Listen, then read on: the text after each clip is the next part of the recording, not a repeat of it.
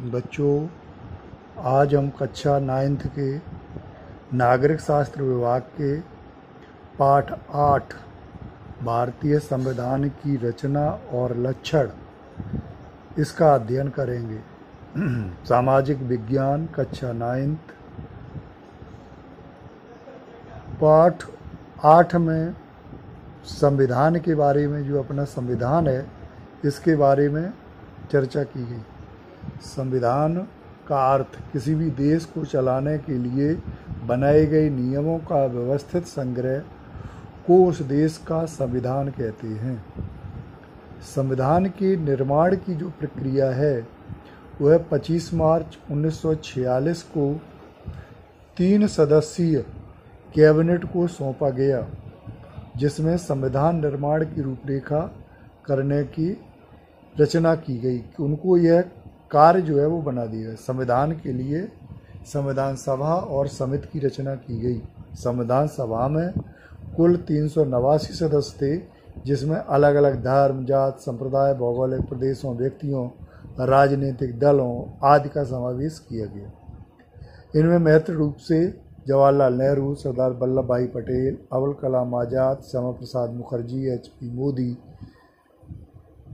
Frank Anthony, Kanhaiyalal Munshi, Krishnaswami Ayyangar आदि, महिला प्रतिनिधि के रूप में सरोजिनी नायडू और विजय लक्ष्मी पंडित जैसे द्वैत थे। संविधान सभा के अध्यक्ष डॉक्टर राजेंद्र प्रसाद और संविधान समिति के डॉक्टर भीमराव अंबेडकर थे।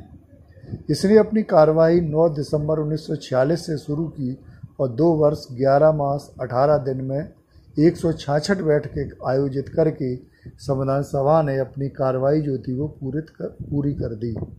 तो इस तरह से यह संविधान जो है किसी भी देश का महत्वपूर्ण अंग होता है।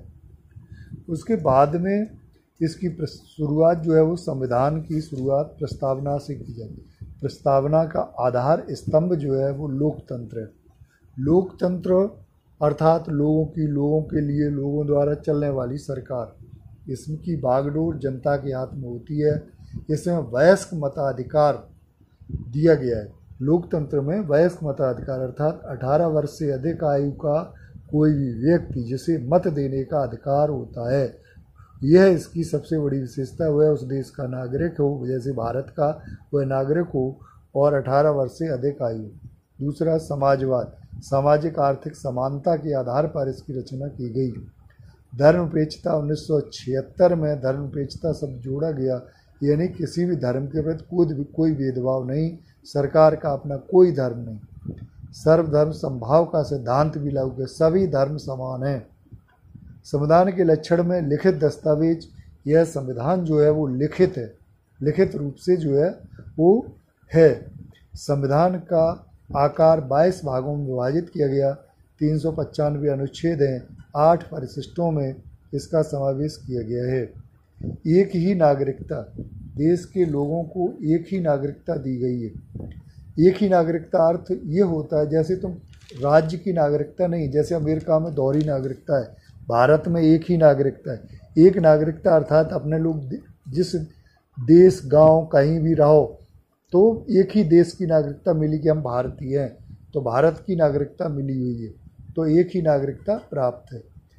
अमेरिका में दोहरी नागरिकता है, जैसे अपने गुजरात राज्य में रह रहे, कोई यूपी में, कोई बंगाल, कोई बिहार, उड़ीसा, असम, पंजाब, कहीं भी रह रहा हो, उस देश को कि उस भारत में रहने वाले लोगों को केवल देश की नागरिकता, यानी भारत की, किसी भी राज्य में रहो, राज्य की कोई नागरिकता है नहीं, तो राज्य की नागरिकता नहीं प्राप्त है, केवल देश की नागरिकता प्राप्त है। मजबूत केंद्र वाला समवायतम, यानी यह केंद्र और राज्य दोनों से मिला हुआ जो है, अनेक संस्थाएं उनसे जुड़ा हुआ केंद्र वाला यह जो है वो समवाय तंत्र है।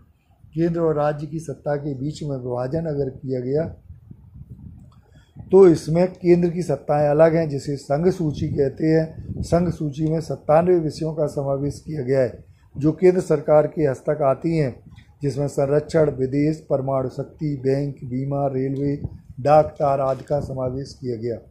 दूसरे नंबर पर राज्य सूची आती है, जिसमें 66 विषयों का समावेश किया गया, जिसमें स्वास्थ्य, शिक्षा, कृषि, सिंचाई, आंतरिक व्यापार आदि का समावेश किया गया। संयुक्त सूची में 47 विषयों का समावेश। संयुक्त सूची अर्थात जो केंद्र और राज्य दोनों देखते हैं, इसमें दीवानी फौजदारी मामले, विवाह, तलाक, भरण पोषण आदि का निर्णय किया गया।